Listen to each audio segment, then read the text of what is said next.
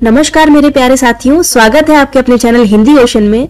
जैसा कि आप स्क्रीन पर देख पा रहे होंगे कि आज हम नई श्रृंखला की शुरुआत कर रहे हैं जिसमें आपके क्वेश्चंस आंसर्स रहेंगे। आप क्वेश्चन को पढ़िए और उसका उत्तर स्वयं देने की कोशिश कीजिए। वीडियो अगर फास्ट लगता है तो वीडियो को पॉज कीजिए और पॉज करने के बाद प्रश्न को आराम से पढ़िए और उसका उत्तर स्वयं दीजिए और स्वयं का मूल्यांकन करिए। तो स्वागत है आपके अपने चैनल हिंदी ओशन में। जैसा कि आपको पता है कि हम लोग इस चैनल के माध्यम से net, JRF, TGT, PGT, set, UPHSC और जितनी भी आपकी हिंदी साहित्य से संबंधित परीक्षा है उन सबकी तैयारी हम इस चैनल के माध्यम से करते हैं। यदि वीडियो में पहली बार आ रहे हैं तो चैनल को जरूर सब्सक्राइब कीजिए। तो चलिए शुरू करते हैं। आज की हमारी श्रृंखला का नाम है कौन बनेगा नॉलेज पति। तो चलिए शुरू करते हैं। तो आपका जो समक्ष पहला प्रश्न है वो है आपका, आचार्य रामचंद्र शुक्ल ने प्रथम सूफी रचना किस कृति को माना है? आपके ऑप्शंस हैं सत्यवती कथा, मृगावती, पद्मावती, मधुमालती। इसका उत्तर आप बताइए, अपने मन में सोचिए और इसका आंसर आप दीजिए।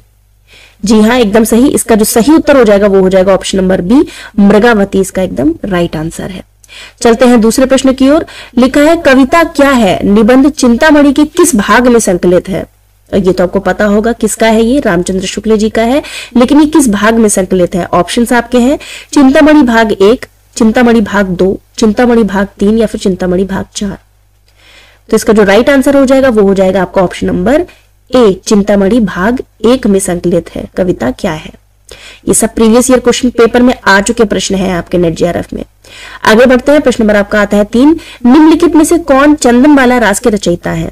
तो आपके ऑप्शंस हैं जिन धर्मसूरी, सुमतिगण, मुनि जिन विजय या फिर कवि आसगु। प्रश्न आपका है निम्नलिखित में से कौन सा चंदनबाला रास के रचयिता है? तो इसका जो राइट आंसर हो जाएगा वो हो जाएगा आपका ऑप्शन नंबर डी, कवि आसगु। आगे चलते हैं। प्रश्न नंबर आपका आता है 4, मधुशाला का प्रकाशन वर्ष क्या है? मधुशाला का प्रकाशन वर्ष क्या है? आपके ऑप्शंस हैं 1935, 1936, 1934 या फिर 1933। तो इसका जो राइट आंसर हो जाएगा वो हो जाएगा आपका ऑप्शन नंबर ए, 1935 में। और इसका आप कमेंट बॉक्स में उत्तर दीजिएगा, मधुशाला के रचयिता कौन है? कमेंट बॉक्स में इसका उत्तर दीजिए। आगे बढ़ते हैं। प्रश्न नंबर आपका आता है 5, चंद बरदाई ने पृथ्वीराज रासों में निम्नलिखित में से मुख्यतया किस छंद का प्रयोग किया है? चंद बरदाई में जो पृथ्वीराज रासो ने लिखी है कृति, उसमें जो छंद का प्रयोग किया गया है उस छंद का नाम आपको बताना है। अरिल है, पद्धड़िया है, कवित है या फिर सवैया है? पीवाईक्यू में पूछा गया प्रश्न है ये आपका। अरिल, पद्धड़िया, कवित या फिर सवैया? तो इसका जो राइट आंसर हो जाएगा वो हो जाएगा आपका ऑप्शन नंबर सी, कवित छंद का प्रयोग किया गया है। चलते हैं। प्रश्न नंबर आपका आता है 6, निम्नलिखित में से किस उपन्यास में ईस्ट इंडिया कंपनी द्वारा भारत के आर्थिक शोषण और लूट का यथार्थ चित्रण हुआ है? ऑप्शंस आपके दिए हुए हैं वामा शिक्षक, परीक्षा गुरु, नूतन ब्रह्मचारी या फिर श्यामा स्वप्न। प्रश्न को एक बार और दोहरा लेते हैं कि किस उपन्यास में ईस्ट इंडिया कंपनी द्वारा भारत के आर्थिक शोषण और लूट का यथार्थ चित्रण हुआ है? सही इसका उत्तर हो जाएगा ऑप्शन नंबर बी, परीक्षा गुरु में। आगे चलते हैं। प्रश्न नंबर आपका 7, कुबेरनाथ रॉय के निबंध संग्रह हैं। तो कुबेरनाथ रॉय का निबंध संग्रह आपको बताना है। 2 संग्रह इसमें से हैं, आपको पहचानना है। थोड़ी सी हिंट दे दी है, 2 संग्रह हैं इसमें से, बेहया का जंगल, कामधेनु, आगम की नाव और दूसरी सतह। कुबेरनाथ रॉय के निबंध संग्रह पूछा गया है। तो इसका जो राइट आंसर हो जाएगा वो हो जाएगा ऑप्शन नंबर बी, कामधेनु, और ऑप्शन नंबर सी, आगम की नाव। ये दोनों ही आपके किसके हैं?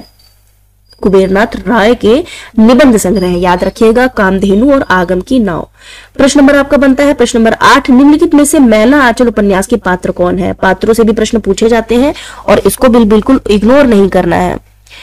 तो इसका जो ऑप्शंस है कमला, शहनवाज, सहदेव मिसिर और बलभद्र नारायण। मैला आंचल उपन्यास के पात्रों के नाम पूछे गए हैं। 2 पात्र हैं इनमें से। सबसे पहले तो हो जाएंगी कमला, ऑप्शन नंबर ए, और दूसरे हो जाएंगे सहदेव मिसिर, और ऑप्शन नंबर ए और सी इसका दोनों एकदम राइट है। आगे चलते हैं। प्रश्न नंबर आपका आता है 9, क्या भूलूं क्या याद करूं के प्रारंभ में उत्तर प्रदेश के बस्ती जिला के किस गांव का उल्लेख किया गया है? ऑप्शंस दिए गए हैं, बस्ती का नाम पूछा गया है। ललितपुर, अमोढ़ा, लोहितपुर या फिर जमोढ़ा। राइट आंसर इसका हो जाएगा option number C, option number B, माफ कीजिएगा, अमोढ़ा इसका राइट उत्तर हो जाएगा। आगे बढ़ते हैं। प्रश्न नंबर आपका आता है 10, कारवां किसका एकांकी संग्रह है? एकांकी का नाम है कारवां, लेकिन ये किसका है इसका आपको उत्तर बताना है। उपेंद्र नाथ अश्क हो जाते हैं, विष्णु प्रभाकर, रामकुमार वर्मा या फिर भुवनेश्वर प्रसाद। तो इसका जो राइट आंसर हो जाएगा वो हो जाएगा आपको विष्णु प्रभाकर का है एकांकी कारवां। आगे चलते हैं, प्रश्न नंबर आपका आता है 11, लाला श्रीनिवास दास की रचनाएं कौन सी हैं? तो चलिए देखते हैं रचनाएं। प्रहलाद चरित, रणधीर और प्रेम मोहिनी, नियम निर्घोष और कीर्ति केतु, 2 इसमें से है। आपके जो प्रश्न है लाला श्रीनिवास दास की रचनाएं पूछी गई हैं, 2 इसमें से ऑप्शंस में है। राइट आंसर इसका हो जाएगा प्रहलाद चरित और दूसरा रणधीर प्रेम मोहिनी, ये दोनों ही आपके किसके हैं? लाला श्रीनिवास दास के। आगे चलते हैं, प्रश्न नंबर आपका आता है 12, वर्गीकरण में भाषा के इतिहास के आधार पर बनाया जाता है। वर्गीकरण में भाषा के इतिहास को आधार पर बनाया जाता है। माफ कीजिएगा, इसका थोड़ा सा ये आपको कट कर लीजिएगा, प्रहलाद गलत होगा। आकृति मूलक, आयोगात्मक, पारिवारिक या फिर संयोगात्मक, उत्तर आपको पता चल गया है, पारिवारिक इसका सही उत्तर होगा। प्रश्न नंबर आपका आता है 13, 4 भौगोलिक क्षेत्र के अंतर्गत कितने भाषा परिवार हैं? परिवारों की संख्या पूछी गई, 4 भौगोलिक क्षेत्र दिए गए हैं, कितने भाषा परिवार इसमें सम्मिलित हैं? भाषा से अध्ययन में एक प्रश्न बना है, 19 है, 18 है, 20 है या फिर 17 है? राइट आंसर इसका हो जाएगा ऑप्शन नंबर बी, 18। आगे चलते हैं, प्रश्न नंबर आपका आता है 14, आचार्य किशोरी दास वाजपेयी ने अपभ्रंश को कौन सी भाषा कहा है? किशोरी दास वाजपेयी ने अपभ्रंश को किस भाषा के नाम से पुकारा है? ऑप्शंस आपके हैं आभारी, विभ्रष्ट, अवहंस या फिर अड़ा की भाषा। प्रश्न आपका है कि जो वाजपेयी जी हैं, आचार्य किशोरी दास वाजपेयी, उन्होंने अपभ्रंश को कौन सी भाषा कहा है? तो इसका राइट आंसर हो जाएगा अड़ा की भाषा, ऑप्शन नंबर डी इसका सही हो जाएगा। आगे चलते हैं, प्रश्न नंबर आपका आता है 15, कौन सी बोली ओकार बहुला नहीं है? पूछा गया है। बाकी इनमें से सारी ओकार बहुला नहीं है, बाकी इसमें आकार बहुला है, लेकिन ओकार बहुला कौन सी नहीं है? कनौजी है, कौरवी है, कुमाऊनी है या फिर मालवी है? राइट आंसर इसका हो जाएगा कौरवी आपकी ओकार बहुला नहीं है। प्रश्न नंबर 16, कौन सी बोली उदासीन आकार बहुला है? उदासीन आकार बहुला है, सब ये बोली और भाषा से प्रश्न है। कौन सी बोली उदासीन आकार बहुला है? तो इसका जो ऑप्शंस है अवधि, बघेली, का और खा दोनों या फिर कोई नहीं। तो इसका जो राइट आंसर हो जाएगा वो हो जाएगा आपका ऑप्शन नंबर ए, अवधि और बघेली, का और खा दोनों इसका सही हो जाएगा। ऑप्शन नंबर इसका सी सही हो जाएगा, का और खा दोनों। आगे चलते हैं, प्रश्न नंबर 17, देवनागरी लिपि किस प्रकार की लिपि है? ऑप्शंस आपके हैं अक्षरात्मक है, वर्णात्मक है, का और खा दोनों कोई नहीं। देवनागरी लिपि पूछा गया है, किस प्रकार की लिपि है देवनागरी लिपि?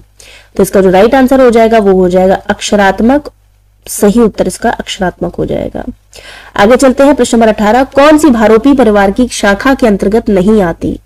भारोपी परिवार की शाखा के अंतर्गत जो नहीं आती है उसका नाम बताना है। अल्बानी है, फेल्टिक है, पश्तो है या फिर इटालिक है? आरोपी परिवार में भाषा में नहीं आती है वो है पश्तो, ऑप्शन नंबर सी इसका राइट हो जाएगा। आगे चलते हैं, प्रश्न नंबर आपका 19, कौन सी भाषा मध्यकालीन आर्य भाषा के अंतर्गत नहीं आती? मध्यकालीन आर्य भाषा के अंतर्गत नहीं आती, पाली नहीं आती है, अपभ्रंश नहीं आती है, प्राकृत नहीं आती है, फिर अवहट नहीं आती है। तो इसका जो राइट आंसर हो जाएगा वो हो जाएगा आपका ऑप्शन नंबर डी, अवहट भाषा आपकी किसमें नहीं आती है?